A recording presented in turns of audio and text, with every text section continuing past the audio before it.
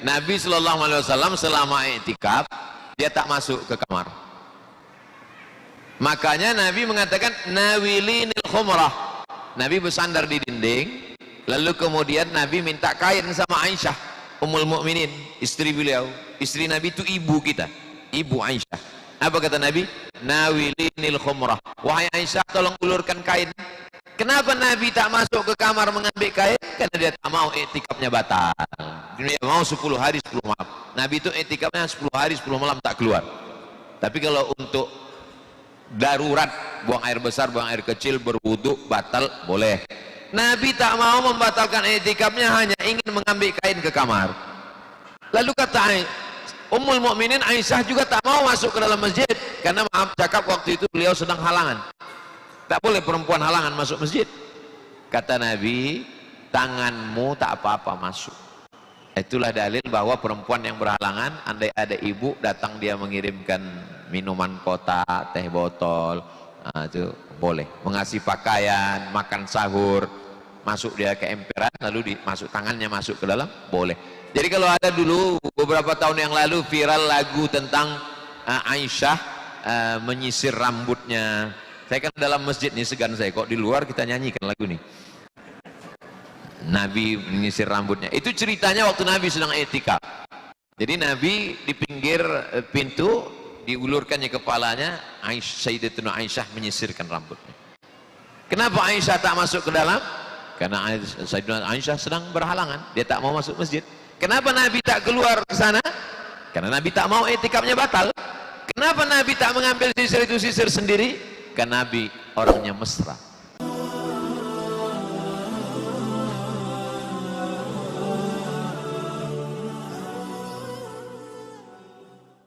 Bagaimanapun juga semua nikmat Allah ini kita syukuri.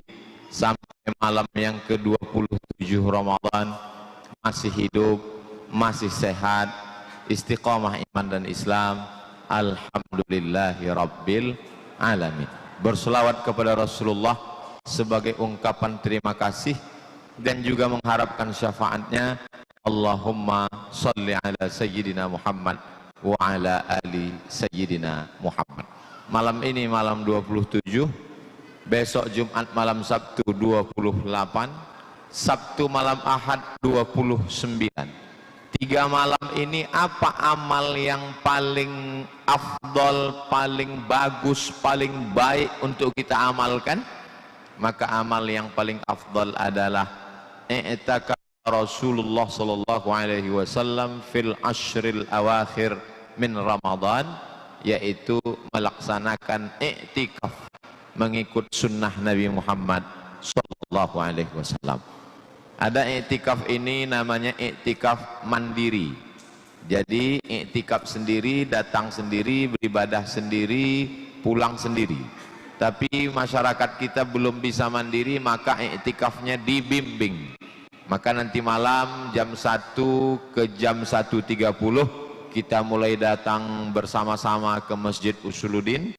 Jam 1.30 mulai kita pembukaan, start jam 2 sampai jam 3. Tadabbur surat-surat pendek, kita pilih surat An-Naba nanti malam.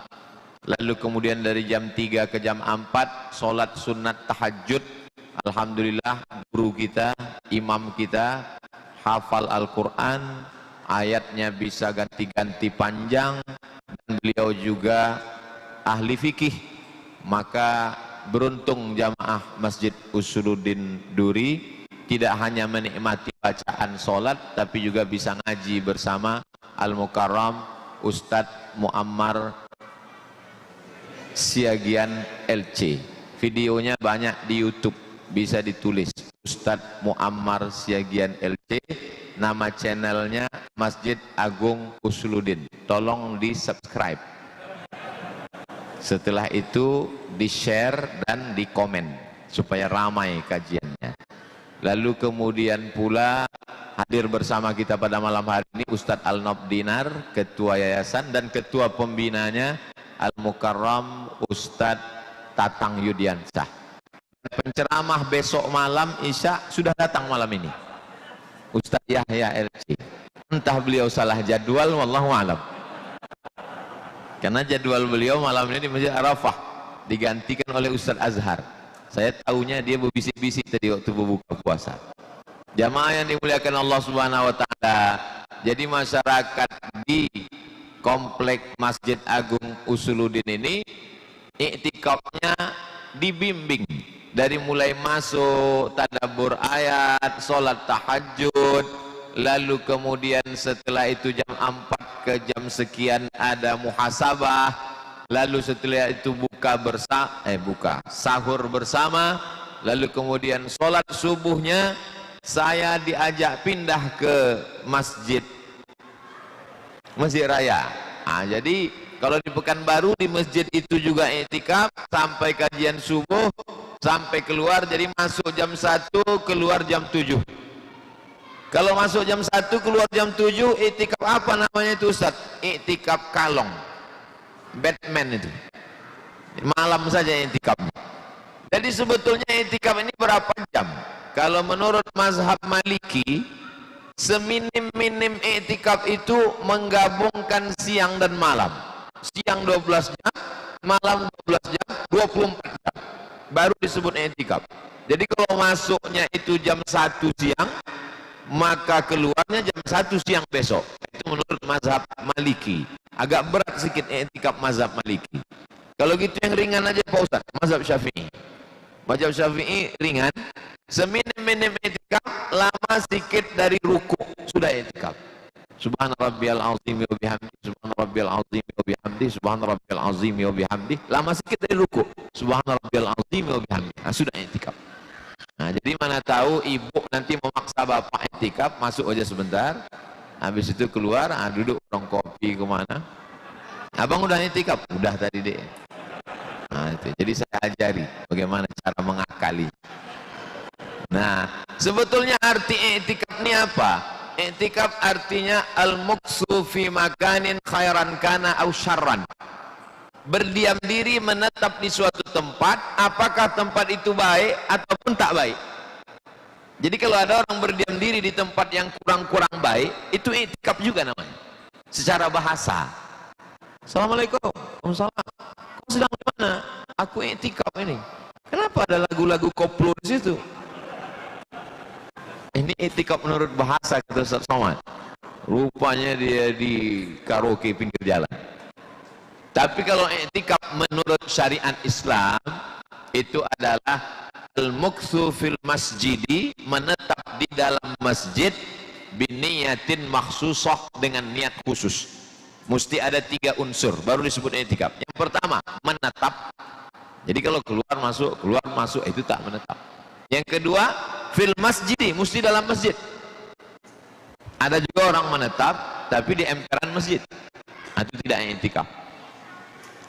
Bagaimana dengan musola Pak Ustaz? Maka kalau ada sholat 5 waktu, subuh, zuhur, asar, maghrib, isya, itu namanya masjid. Tapi Masjid Agung Usuluddin ini ada sholat Jumatnya, ada mimbarnya, maka ini disebut dengan masjid jami. Jadi dalam fikih itu cuma ada 2, masjid yang 5 waktu sholat, masjid saja, ada jami'nya. Yang ada sholat Jumatnya namanya masjid jami. Sampai ke Indonesia jadi 7. Masjid Jami, Masjid Agung, Masjid Raya, Masjid Islamic Center, surau, langgar, sholat. Ketujuh-tujuhnya ini boleh untuk tempat iktikaf karena masuk dalam kategori masjid. Kalau masjid kantor Pak Ustaz, masjid kantor tak bisa iktikaf karena masjid kantor itu ada sholatnya cuma zuhur dan asar. Maghrib, isya, subuh, security ada, tapi tidur aja. Itu di tempat lain. Kalau di Chevron udah berubah jadi Pertamina. Karena saya dulu rutin kemari setiap sebulan sekali. Kajiannya maghrib, lalu kemudian subuh. Dari Pekanbaru saya datang, nginap di belakang dengan Ustadz sekarang Ketua DPRD Pengkalis, imam kita dulu, Ustadz Khairul Umam, nginap di samping.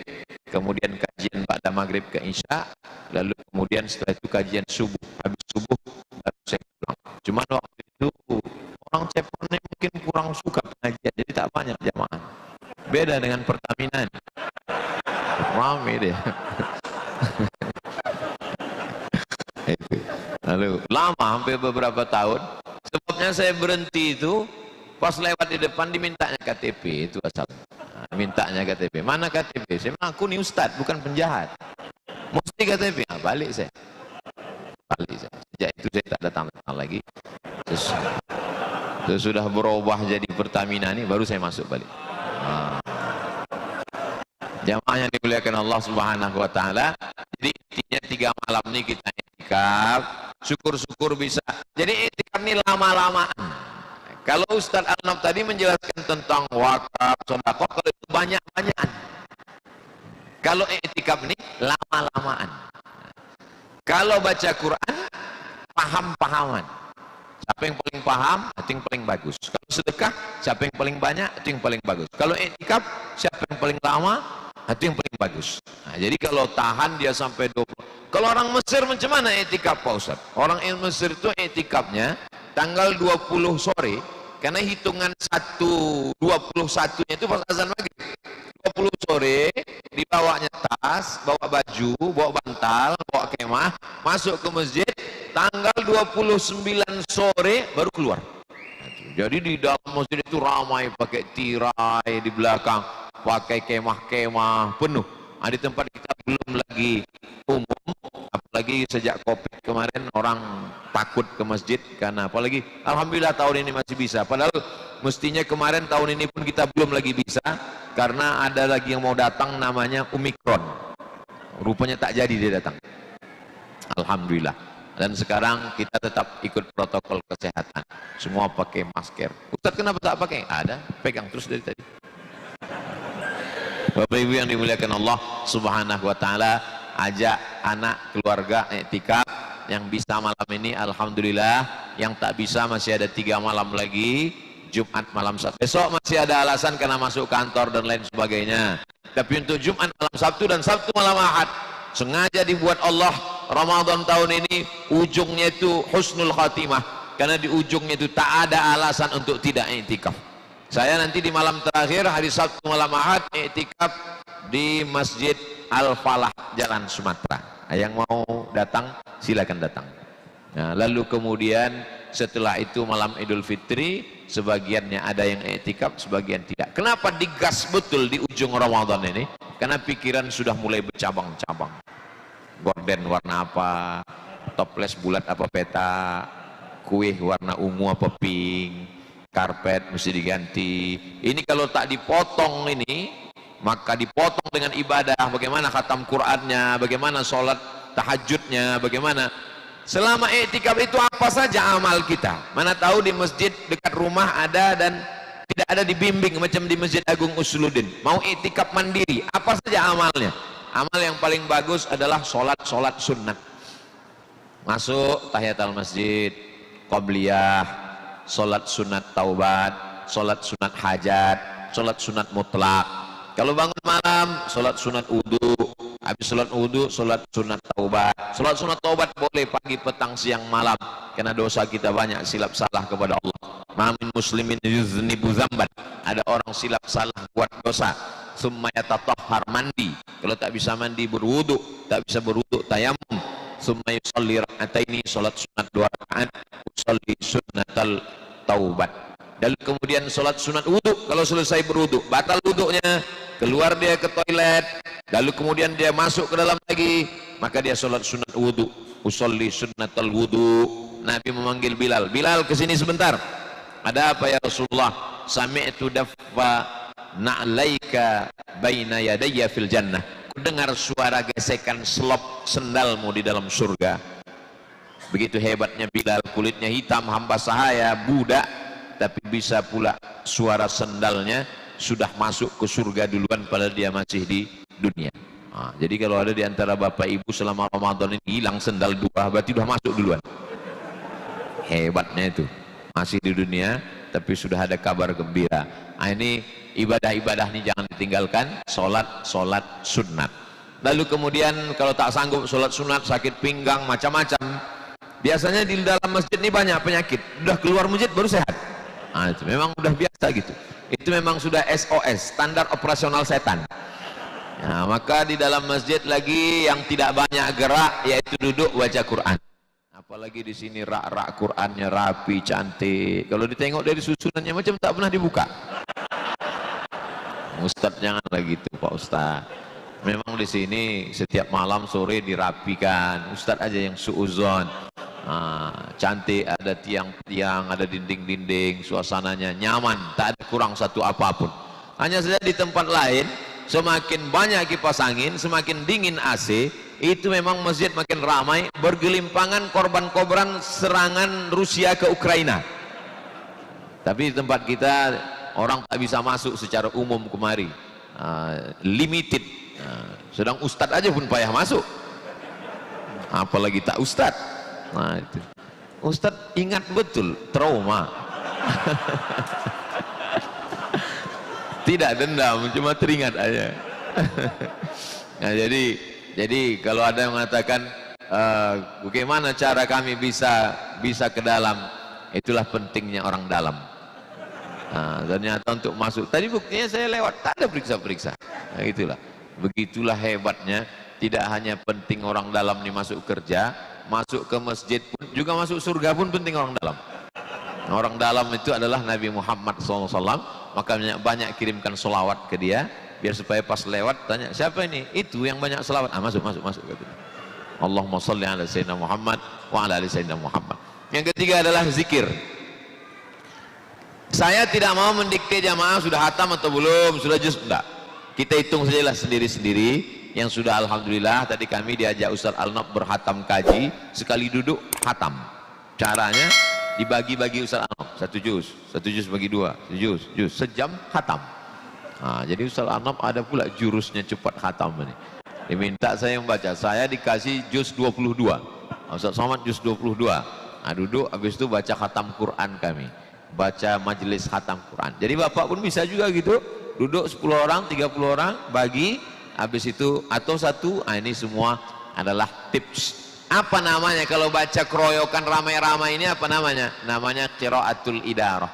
Qiraatul idarah itu bisa satu ayat atau 5 ayat, atau bersama-sama, atau satu juz. Qiraatul idarah baik, tidak salah kata Imam An-Nawawi. Mustahab kata dia, bagus dibaca, tidak salah. Tapi yang afdal adalah dibaca sendiri. Tapi tak terkejar lagi, 3 hari lagi. Lalu kemudian tak juga bisa baca Quran. Saya sholat Pak Ustadz sakit pinggang saya, sakit kepala, sakit badan.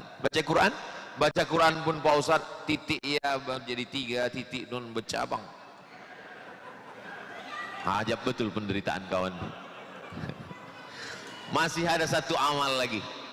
Amal terakhir yaitu zikir. Pejamkan mata, bersandar ke dinding, berzikir. Kalau ada kawan menuduh tertidur, enggak, saking khusyuknya itu. Tasbih, subhanallah wa bihamdihi, subhanallahil azim, subhanallah wa bihamdihi, subhanallahil azim, subhanallah wa bihamdihi, subhanallahil azim. Kalimatani, 2 kalimat, khafifatani 'alal lisan, ringan di lidah, tsaqilatani fil mizan, memberatkan timbangan mizan pada hari kiamat, habibatani ilar rahman, nanti disukai Allah Subhanahu wa taala. Itulah dia subhanallah wa bihamdihi, subhanallahil azim. Tasbihnya Nabi Yunus di dalam perut ikan. 3 kegelapan, gelap malam, gelap laut, gelap perut ikan, ditelan, maka dia bertasbih, la ilaha illa anta subhanaka inni kuntu minaz zalimin, la ilaha illa anta subhanaka inni kuntu minaz zalimin, la ilaha illa anta subhanaka inni kuntu minaz zalimin. Kok kenapa dari tadi pakai tasbih Nabi Yunus? Aku yang dalam 3 kegelapan Pak Ustaz. Gelap apa? Gelap kredit. Yang kedua, gelap atasan. Yang ketiga, gelap orang rumah. Biar keluar aku dari 3 kegelapan ini. Bagus. Lalu kemudian istighfar. Astaghfirullahalazim, astaghfirullahalazim, astaghfirullahalazim, astaghfirullahalazim. Man lazimal istighfar, siapa yang memperbanyak istighfar, ja'alallahu lahu min kulli dhiqin makhraja, segala kesempitan hidupnya diberikan solusi, wa min kulli hammin faraja, setiap kesusahannya diberikan kelapangan, wa razaqahu min haitsu la yahtasib, dikasih Allah jalan yang tak disangka-sangka. Memperbanyak istighfar 100 kali bagus. Ngitungnya bagaimana Pak Ustadz? Pakai jari aja. 1, 2, 3, 4, 5, 6, 7, 8, 9, 10, 11, 12, 13, 14, 15, 16, 17, 18, 19, 20. sekali genggam 20, 5 kali genggam 100. Payah Pak Ustadz, lupa pakai tasbih. Saya yakin semua kita ini punya tasbih, cuman sudah terlalu lama dipinjam mobil kaca spion. Nah, kasih tahu dia biar supaya jangan sampai dulu pula dia masuk surga daripada kita. Nah, kita ambil, kita pinjam 3 malam ini biar tasbih. Biasanya di ujung tasbih itu ada 10, gunanya 10 mata itu, 1 kali putaran 100 kali 10 1000. Istighfar 1000, subhanallah 1000, subhanallah bihamdi, subhanallahil azim 1000, selawat 1000. Bagus. Man shalla alayya salatan, siapa yang berselawat kepadaku 1 kali, sallallahu alaihi biha asyra, Allah balas 10 kebaikan. Wa huttan anhu asyra sayyiat, ditutupi 10 kesalahan. Wa rufi'an lahu asyra darajat, dinaikkan 10 darajat tingkatan kemuliaan. Allahumma salli ala sayyidina Muhammad wa ala ali sayyidina Muhammad. Allahumma salli ala sayyidina Muhammad wa ala ali sayyidina Muhammad. Allahumma salli ala sayyidina Muhammad wa ala ali sayyidina Muhammad. Jadi kalau zikir ini adalah banyak-banyakan. Kalau i'tikaf lama-lamaan. Bagaimana supaya bisa lama di dalam masjid? Maka zikir. Zikir sudah, baca Quran. Baca Quran sudah, tegak, diganti-ganti. Saya orangnya tak terlalu tahan lama duduk, biasanya tegak, habis tegak baca Quran, habis itu zikir, habis zikir tegak lagi. Biasanya kalau pergi umroh di Masjid Nabawi, Masjidil Haram begitu. Masuk zuhur, keluar maghrib, masuk maghrib, keluar tengah malam, masuk jam 2 malam, keluar jam 6. Biasanya 3 ini saja. Salat sunat, baca Quran, zikir. Salat sunat, baca Quran, zikir. Jangan sampai masuk masjid bingung tak tahu apa yang mau dilakukan. Nah, di antara tanda-tanda ciri-ciri orang yang masuk masjid tak tahu mau buat apa, zikir, duduk, udah itu tak lama mulai keluar handphone, mulai moto ke atas. Ke atas, dari itu ke muka, habis itu foto pula orang. Habis itu update status. Dia tak tahu rupanya dia direkam orang pula dari jauh. Tak salah. Dia udah mau ke masjid itu aja pun sudah hidayah itu sudah. Jadi jangan pula salahkan orang. Kau di masjid ini, aku syukur ke masjid, kawanku masih mabuk lagi di luar gitu deh. Nah itu. Jadi kalau kita mau melihat-lihat, ini sekarang mau mengukur. Kalau mau melihat masalah dunia, tengok ke bawah. Tapi kalau untuk masalah akhirat, tengoklah ke atas. Orang yang lebih lama, lebih panjang bacaan Qur'annya, lebih lama zikirnya.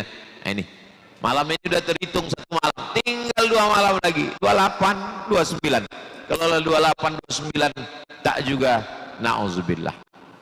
Siapa yang tak mendapatkan kebaikan Ramadan faqad hurim, di luar Ramadan pun dia tak akan mungkin dapat, begitu kata Nabi.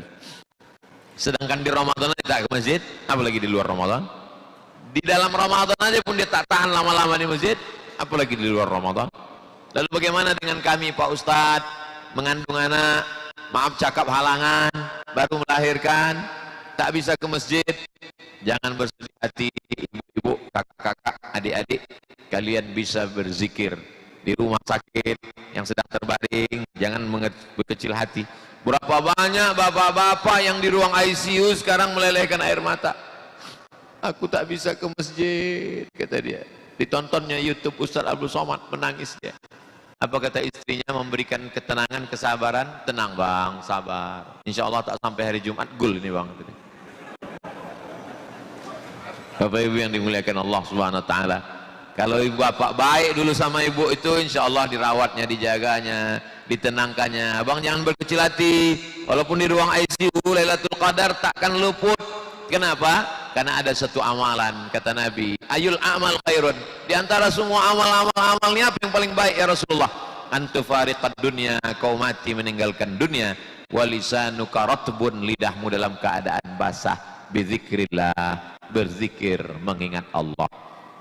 Mimbar Nabi, di samping mimbar Nabi mihrab, tempat Nabi jadi imam. Dari mimbar itu ke dinding kamar Nabi 22 meter. Jadi kalau melangkah kita dari mimbar Nabi itu ke dinding kamar Nabi 22 meter. Dinding kamar Nabi itu dengan dinding Masjid Nabawi satu dinding. Lalu kemudian ada pintu di situ tempat Nabi keluar. Pintu itu sekarang dijadikan rak masjid. Masjid Nabawi, tempat Quran, tutup. Disitulah Nabi keluar, Bilal datang untuk bertanya, ya Rasulullah, udah boleh qomat ya Rasulullah. Jadi yang menyuruh qomat itu Bilal. Jadi kalau kata Nabi, Nabi sholat sunatnya di dalam kamar. Kalau kata Nabi, aqimis shalah, baru Bilal qamat. Allahu akbar, Allahu akbar. Asyhadu an la ilaha illallah. Di Masjid Agung Usuluddin yang menyuruh qamat tidak imam, tidak nabi, tapi yang nyuruhnya jam. Nah, udah dibuat jam. Tadi saya tengok sekian menit. Jam itu untuk menyelesaikan konflik. Karena di beberapa masjid di Pekanbaru terjadi masalah. Yang berkuasa ketua masjid. Ternyata di atas ketua masjid ada lagi bininya di belakang. Kalau udah bininya kata komat, komat.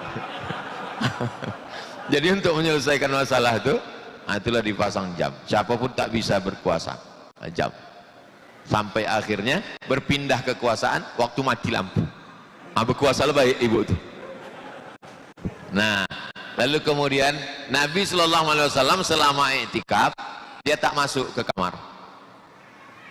Makanya Nabi mengatakan nawilinil khumrah.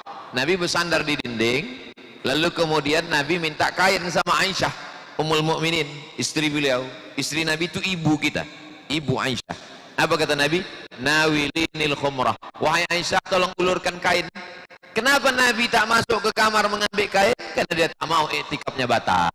Dia mau 10 hari 10 malam. Nabi itu i'tikafnya 10 hari 10 malam tak keluar.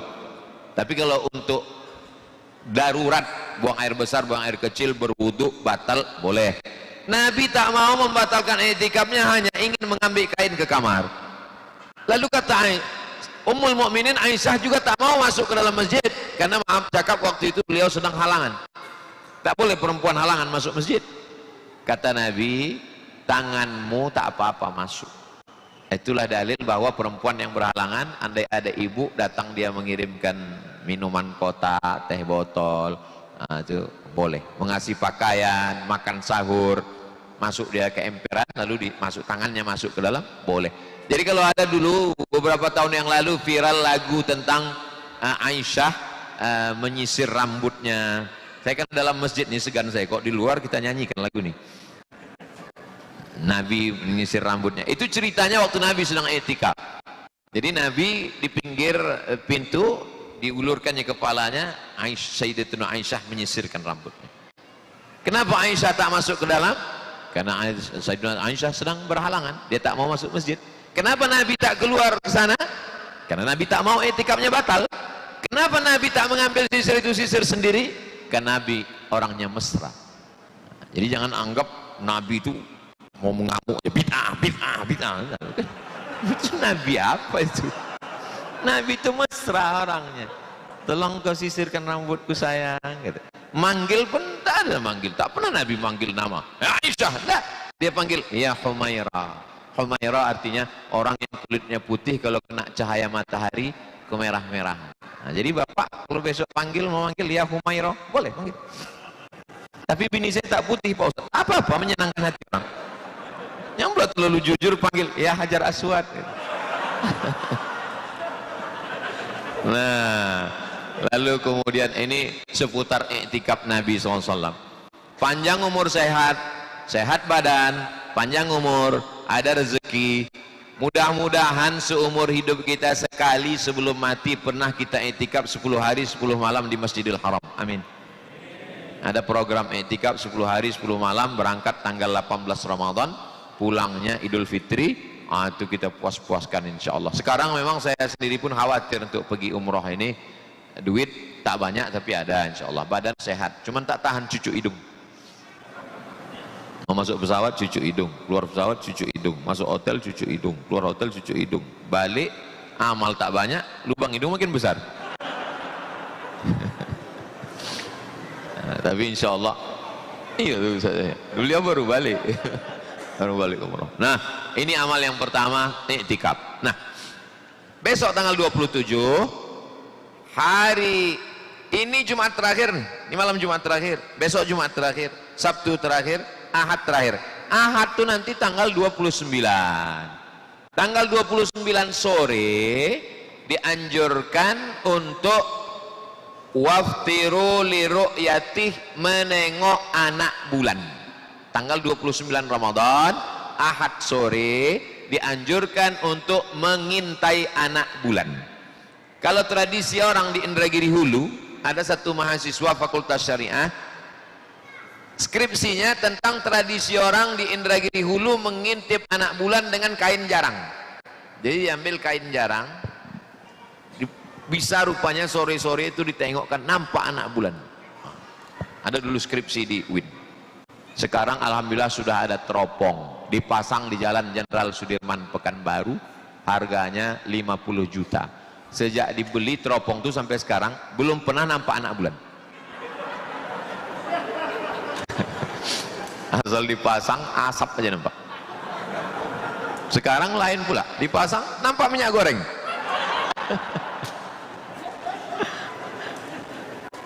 Ada pula yang update status, saya tengok kemarin pas mau Ramadan, tengok komen di bawah, gaji 13 sudah nampak. Ada aja jamaah. Bulan itu kalau dia bulat namanya badar. Tala'al badaru alaina, badar namanya. Tapi kalau bulan itu sabit, itu namanya hilal.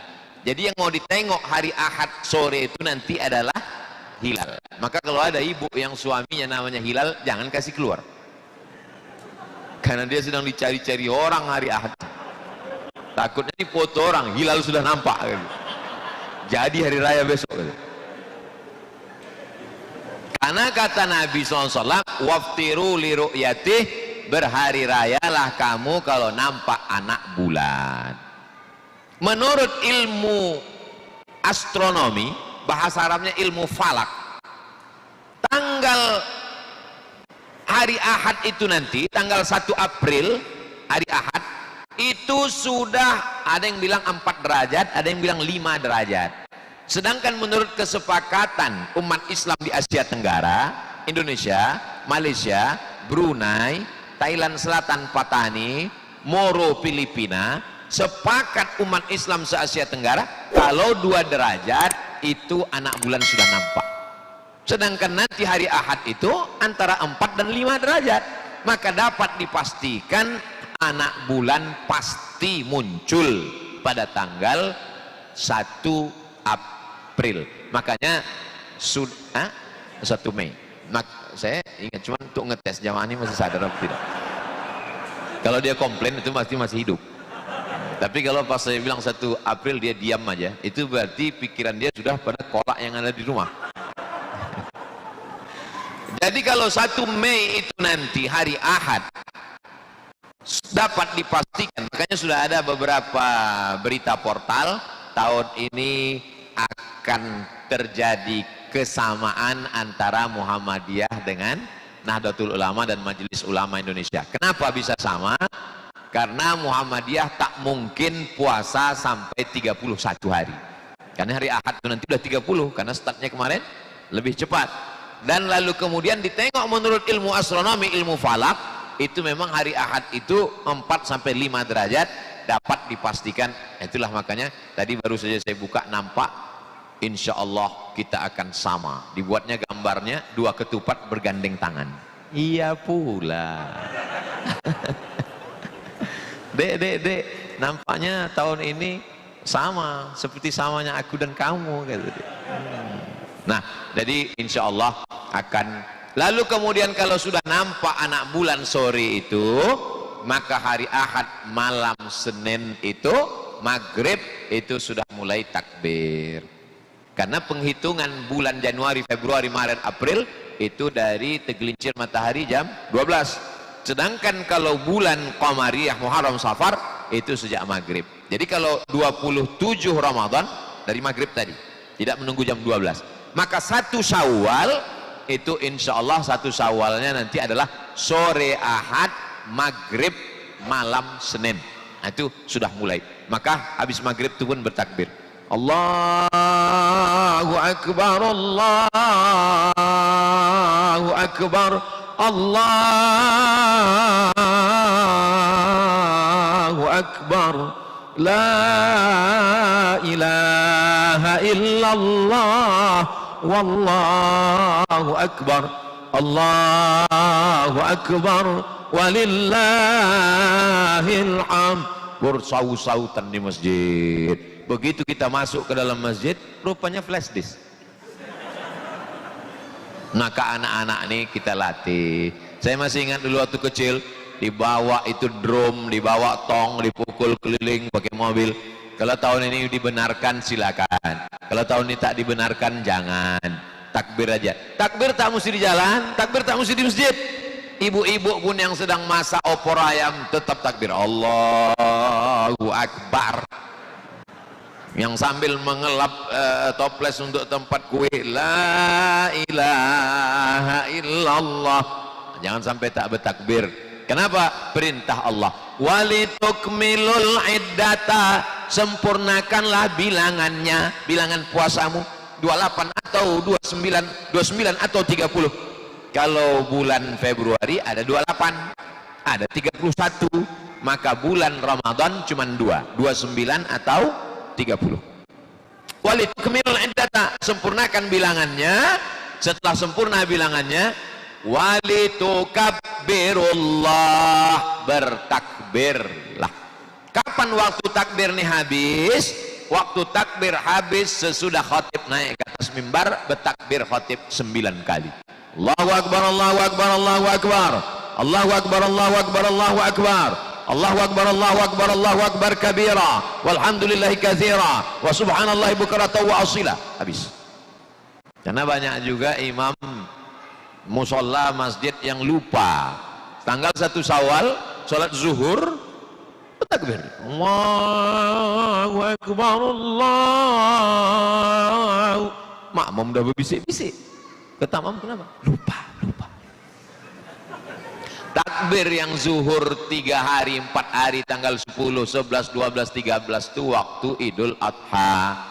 Idul Fitri takbirnya pendek saja, dari mulai tenggelam matahari sore 29 pas maghrib sampailah khotib naik mimbar. Begitu itu selesai. Kalau silap salah ngaku. Nah ini Pak Imam, tak ada takbir lagi, sudah khotib, ngaku. Ini kadang kita karena salah udah ditokohkan orang tak mau disalah. Tak ada takbir Pak Imam, janganlah larang takbir, takbir mengagungkan agama Allah. Memang betul, tapi ini sudah selesai. Lalu kemudian membayar zakat fitrah. Waktunya wajib membayar zakat fitrah adalah sejak masuknya 1 Syawal. Alhamdulillah di Masjid Agung Usuluddin ternyata zakat fitrah sudah terkumpul berapa juta tadi diumumkan, tapi yang saya ingat cuman totalnya 1,1 miliar. Total semua zakat fitrah, wakaf zakat, infak, sholaqoh, zakat 700 sekian juta, total semua 1,1 miliar. Itu kalau dibelikan ke cincau, menyelam sambil minum cincau, bayangkan. Begitulah hebatnya komunitas lingkungan masyarakat komplek Pertamina Masjid Agung Usuluddin. Usul artinya dasar, pondasi, din agama, dasarnya agama. Masjid Usuluddin, kekuatan cabang-cabangnya ini adalah ibadah-ibadah tadi. Kalau tak kuat dasarnya, maka cabangnya akan lapuk. Banyaknya zakat, wakaf, infak, sedekah untuk kepentingan umat ini karena kuatnya batang Usuluddin, dasar agama. Maka sepelit-pelitnya orang Islam, sebakhil-bakhilnya orang Islam, pasti dia akan mengeluarkan 3 kilogram beras. Tapi kata Kemenak 2,5 Pak Ustaz, kata guru kami 2,6, kata Ustaz kami 2,7. Biar supaya tak kelahi, kasih 3 kilo, selesai. Berlebih sedekah, jangan hitung-hitung sama Allah. Nanti hitung-hitung sama Allah, Allah berhitung pula sama kita, dikasihnya setengah napas, baru tahu. Nah itu, jadi 3 kilo. Ustaz ini ceramahannya atau mengamalkan? Saya dari dulu pulang dari Maroko ke Pekanbaru 2008 sampai sekarang 2022 saya buat 3 kilo. Masuk kemarin sudah saya bungkus, saya masukkan 3 kilo.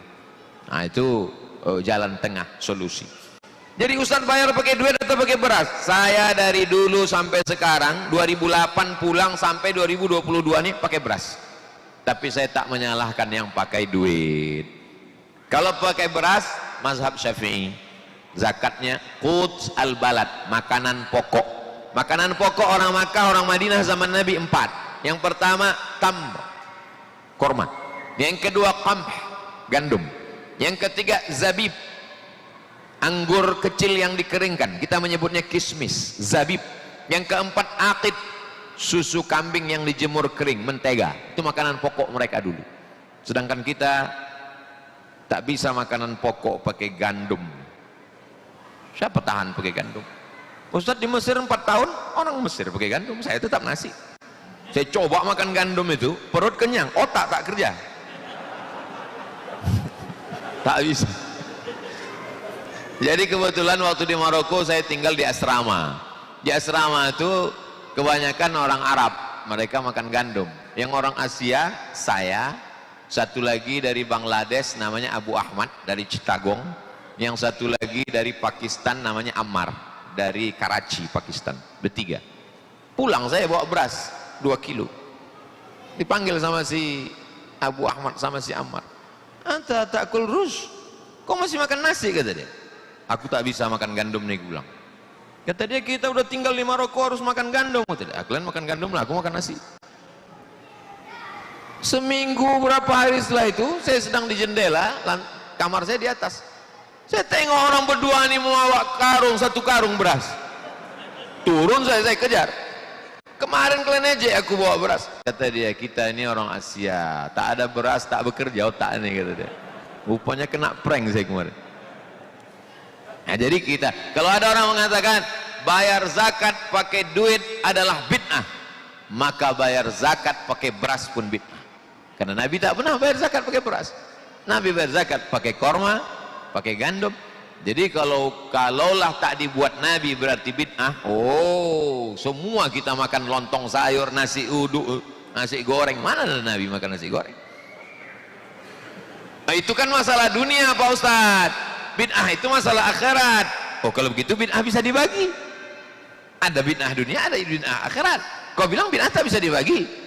Kalau yang membagi guru kami boleh, kalau yang bagi Ustadz Somad baru tak boleh. Nah, itu namanya syadik surang tuh. Bapak Ibu yang dimuliakan Allah Subhanahu wa taala, jadi membayar zakat fitrah pakai makanan pokok mazhab Syafi'i. Kalau mazhab Hanafi, ughnuhum li hadzal yaum.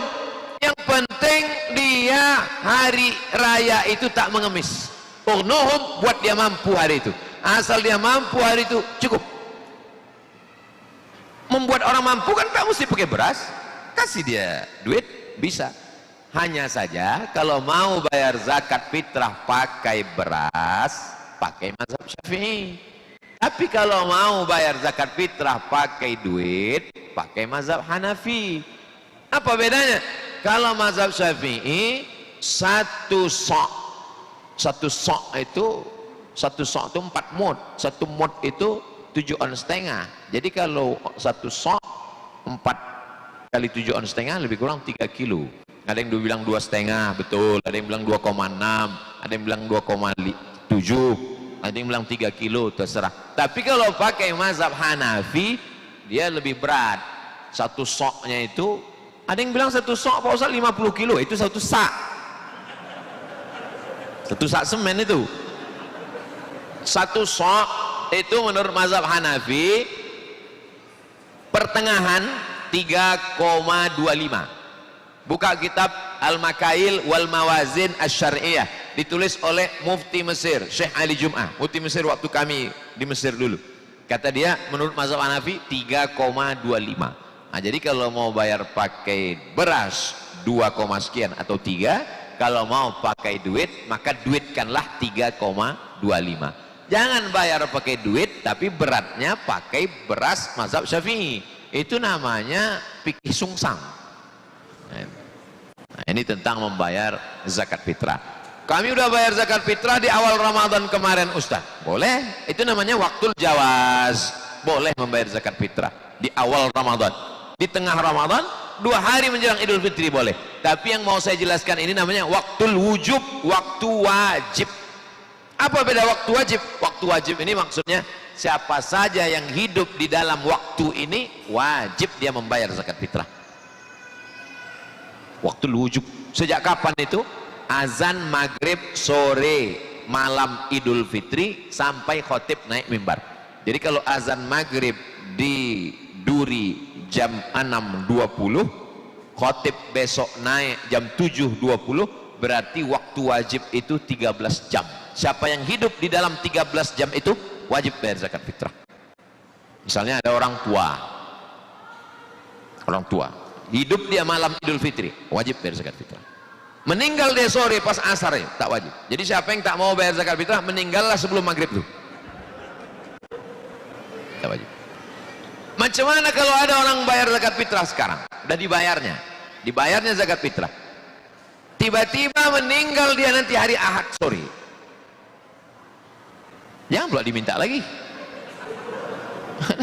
Panitia udah mau bagi, udah diumumkan, Pak, ku mintalah zakat fitrah lakiku kemarin, tak jadi. Kenapa? Ternyata tak hidup dia maghrib itu. Nah, karena udah diberikan. Begitu juga dengan bapak yang istrinya mengandung. Anak yang dalam kandungan tak wajib dibayarkan zakatnya. Anak yang dalam kandungan aja tak wajib, apalagi pasangan yang belum diakad. tak wajib dibayarkan zakatnya. Lahir anak, kapan anak itu baru wajib? Kalau dia keluar dari mulai maghrib itu sampai khotib besok naik mimbar.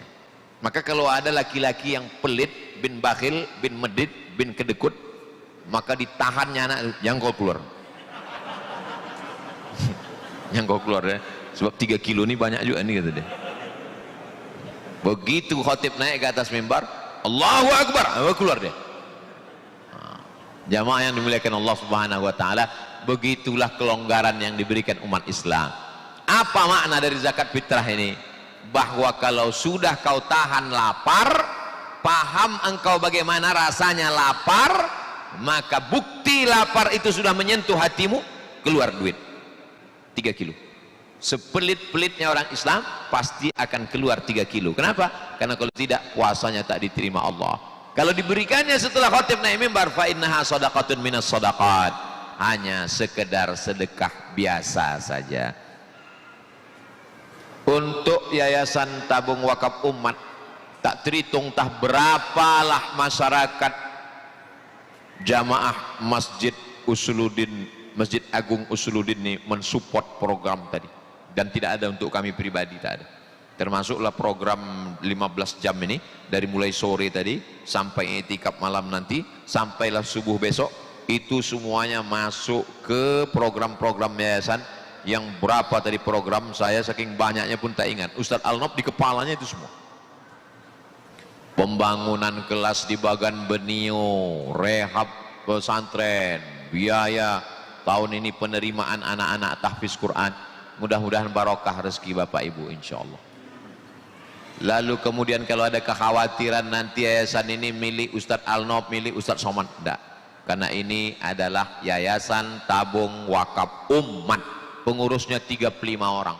Saya pernah dikomplain, ini 35 ini banyak sekali pengurusnya, payah nanti kalau rapat. Ini yayasan kalau mau cepat bergerak harus kurus, kata dia. Saya bilang, saya pernah berada di yayasan yang terlalu kurus, saking kurusnya dilarikannya sama-sama yayasan. Nah, jadi bagus yayasan yang agak gemuk sedikit. Biar supaya apa? Biar supaya musyawarah mufakat, akhirnya 35 orang disusun yang terdiri dari beberapa unsur. Nah, ini menambah barokah berjamaah. Alhamdulillah hadir beberapa sahabat-sahabat menyempatkan waktu, apalagi libur, akhirnya datang. Iktikaf, membayar zakat fitrah, menengok anak bulan, bertakbir, sholat Idul Fitri. Perempuan, maaf cakap, yang berhalangan tidak boleh sholat, tak boleh masuk masjid. Tapi pada zaman Nabi SAW dibawa untuk ikut mendengarkan khutbah Idul Fitri. Makanya nanti kalau sholatnya di masjid Idul Fitri kita di tanah lapang apa di masjid, Ustaz? Di tanah lapang. Oh, kenapa dibuat di tanah lapang? Supaya perempuan yang berhalangan tak terhalang masuk masjid. Itu gunanya mengapa dibuat di tanah lapang. Andai dibuat di dalam masjid, maka mesti sound system suara keluar supaya perempuan-perempuan disuruh di luar untuk mendengarkan. Karena inti dari khutbah, inti daripada sholat Idul Fitri adalah mendengar khutbah. Kalau cuma sholat 2 rakaat, tahiyatul masjid pun 2 rakaat, sholat duha pun 2 rakaat, sholat qobliyah ba'diyah pun 2 rakaat.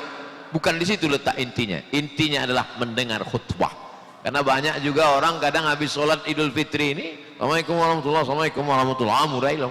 Mau kena kau ni belinya mana cantik kali. Cantik kali baju kau ni. Roti apa di rumah? Nanti di rumah open house, makanannya apa, lauknya apa? Aku ikan teri, mak. Gawat ini, naik darah tinggiku kata dia.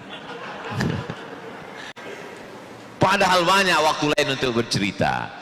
Maka pada saat Idul Fitri itu, maka disitulah mendengarkan khutbah. Apa isi khutbah Idul Fitri?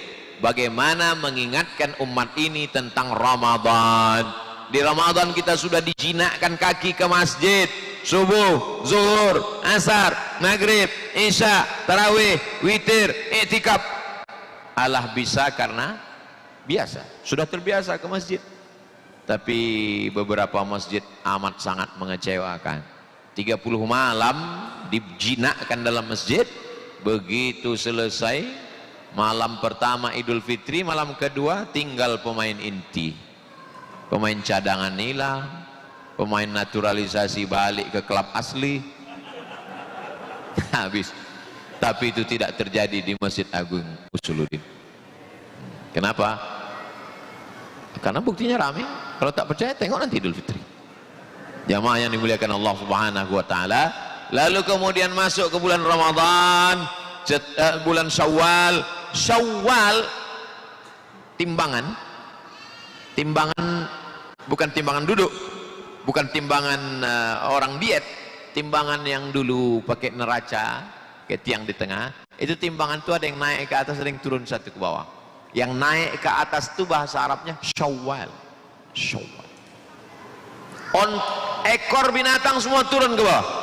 Ekor ayam ke bawah, ekor kucing ke bawah, ekor kambing ke bawah. Tapi ada ekor yang satu naik ke atas, ekor kalajengking. Orang Arab menyebut ekor kalajengking itu Syawal. Jadi kalau ada kawan menyengat dia macam ekor kalajengking, panggil dia Syawal. Onta kalau hidungnya dikerumuni lalat, lalu ditariknya ekornya untuk mengusir lalat, orang Arab menyebutnya Syawalatil ibilu. Syawal artinya menaikkan ke atas. Jadi dari 3 penggunaan bahasa Arab tadi, ekor kalajengking, ekor onta naik ke atas mengusir lalat, timbangan, makna Syawal adalah peningkatan. Apanya yang meningkat? Alhamdulillah Pak Ustadz, saya meningkat 3, iman meningkat, lagi baca Quran meningkat, lagi zikir meningkat. Alhamdulillah. Kalau saya Pak Ustadz, kolesterol meningkat, gula darah meningkat, asam urat yang agak turun ke kaki Pak Ustadz. Ustadz ini menyindir, saya cerita tentang diri saya. Cuman jamaah tersinggung. Jamaah yang dimuliakan Allah Subhanahu wa taala, kalau ada peningkatan ini terjadi, layaklah kita menyebut 1 Syawal.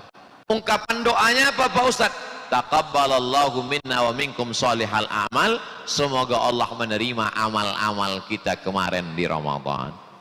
Tapi ada juga yang berdoa minal aidin wal faizin. Minal aidin, semoga kita kembali ke fitrah. Karena aslinya kita ini suci bersih, tak ada dosa. Setelah Ramadan balik suci bersih. Itu maka doanya minal aidin. Semoga kita kembali ke fitrah. Idul Fitri artinya kembali ke fitrah, bukan kembali ke fitri. Kebetulan yang lama itu fitri pula namanya. Wal faizin, faiz artinya menang. Menang melawan apa? Menang melawan hawa nafsu. Maka doanya minal aidin wal faizin. Taqabbalallahu minna wa minkum sholihal a'mal. Selamat hari raya Idul Fitri 1 Syawal. Kalau ada peningkatan. Kalau tak ada peningkatan, selamat hari raya Idul Fitri 2 Mei. Apa makna Mei? Maybe yes, maybe no. Jamaah yang dimuliakan Allah Subhanahu wa taala. Di Syawal ini jangan sampai hilang kontrol. Jangan sampai lupa tradisi Ramadan. Maka ada satu ibadah namanya man shoma Ramadan. Siapa yang puasa bulan Ramadan, summa atsba'ahu sittan min Syawal, diiringi 6 hari di bulan Syawal, kana kasyamid dahri, maka dia sama macam dapat pahala puasa setahun. Dari mana asal setahun ini? Man jaa bil hasanati falahu asyru amsalha. Siapa yang beramal 1 dibalas 10. Ramadan 30 kali 10 300, tambah 6 kali 10 60, 360. Maka siapa yang berpuasa 30 tambah 6, 36 kali 10 sama dengan 360. Boleh melaksanakannya di hari kedua, boleh. Ketiga, boleh. Berurutan, boleh. Tak berurutan, boleh. Ustadz biasanya puasa 6 hari bulan Syawal di ujung-ujung.